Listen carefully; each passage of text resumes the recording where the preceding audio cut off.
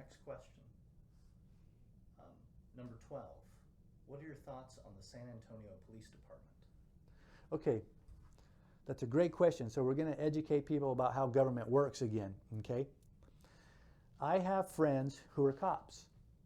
My best friend, he's like a brother to me. He's a firefighter.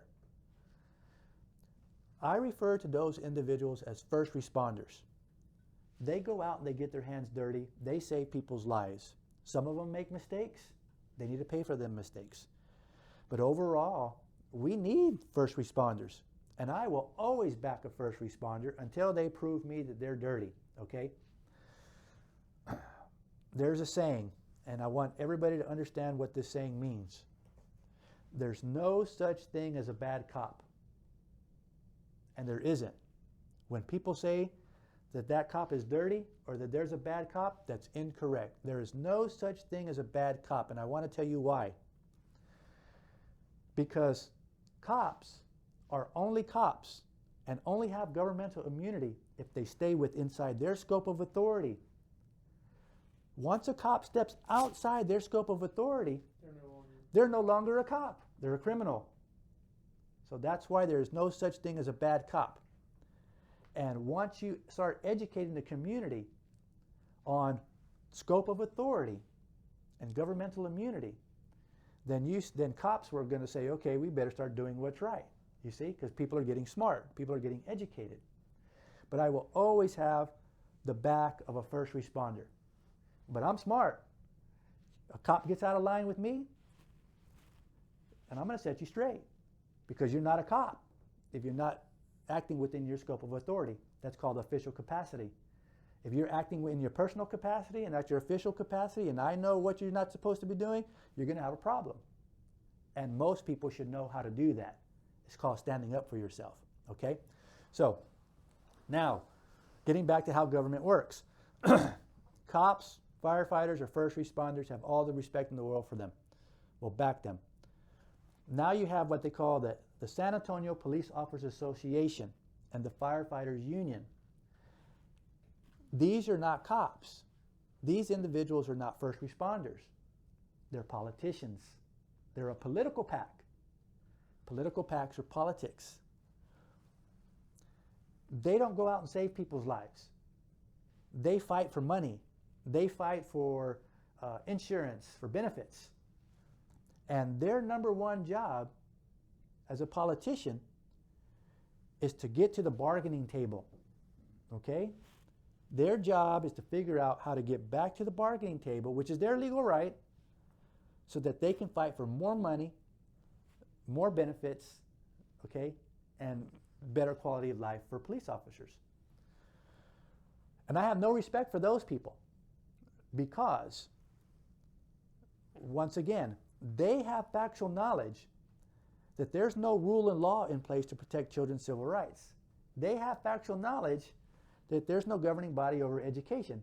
They have factual knowledge that the system is set up to see that most children are injured and harmed first, so they get put on a dark path in life. Because you know why? That's why we need more cops. The more crime, the more chaos, the more homelessness, the more we need cops, right? So the better chance they have of getting back to the bargaining table and ask for more money. So the San Antonio Police Officers Association, they're politicians. The Firefighters Union, they're politicians. Their job is to get as much money as they can for their benefit, even if that means sacrificing children and leaving the system the way it is today. They get to paint the picture they want to paint. They're fighting for the power. They're fighting for the money, just like other politicians, okay? I know cops that hate the San Antonio Police Officers Association. They know who they are. They're politicians. They won't say that, but I know who, a lot of cops don't like the system. So how would you feel, Sebastian, if you were a cop and you knew, you had factual knowledge that the Police Officers Association wanted more crime and more chaos because that's what gets them to the bargaining table, but that puts your life in danger. You see what I'm saying? It's a catch-22. And That's the system. So that's how I feel about cops. I hope I answered your question. You did. And Okay. if you'll humor me with one illustration. Okay. Because you were sort of suggesting, Okay. like, as if there was a socially optimal level of crime that these government forces would try and maintain. Okay. For the fire department, Okay. is there a socially optimal amount of fire that they would try to maintain? I would think the fire department's a little bit different than the police department. So the fire department kind of follows the police department. If the police department gets something, then the fire department says, hey, what about us? See what I mean? So they're like the little brother, you see. But so the police officers, yes, a lot of people say, Ray, I want you to talk about response times. Okay? Everybody's concerned about response times. They're horrible. The dispatchers, they're horrible. They're rude. I mean, we have a horrible system. And I tell people, I said, you listen to me. I says, if you call the police because somebody was breaking into your house and they came pretty fast and they caught the burglar and all cops did their job or really try, you know what I mean? They really gave 110%. Crime would go down. We'd have a better society. We'd have a better community because cops are really trying. So then when contract negotiations come around, think about it. What do you have to fight for? Nothing's wrong.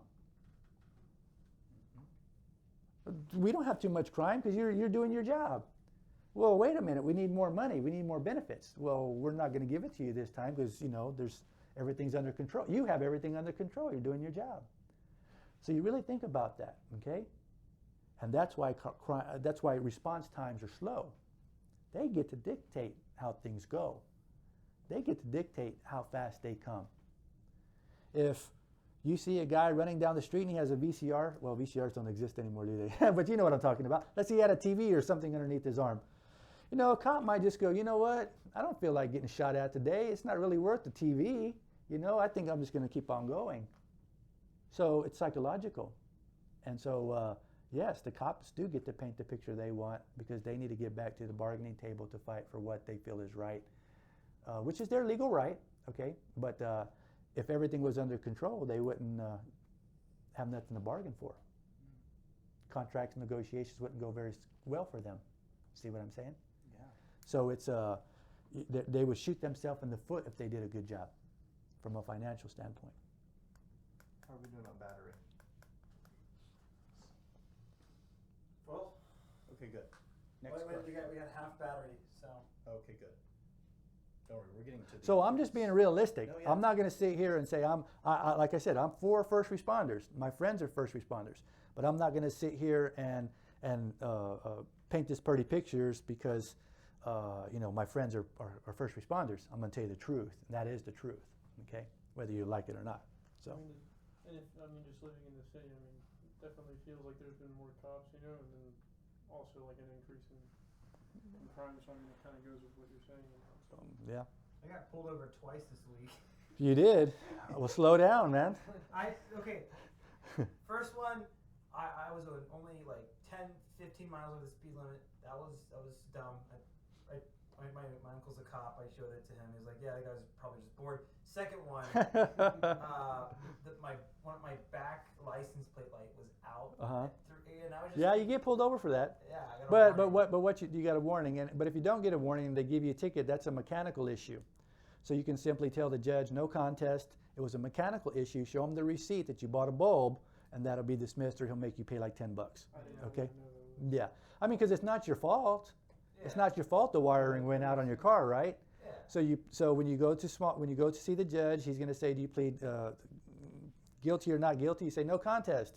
It was a mechanical issue. I fixed it. Here's the receipt, and he'll tell you to go talk to the assistant DA and pay $10 or whatever. So, so I hope people listen to that. Yeah, because it's not it's not your fault. There you go.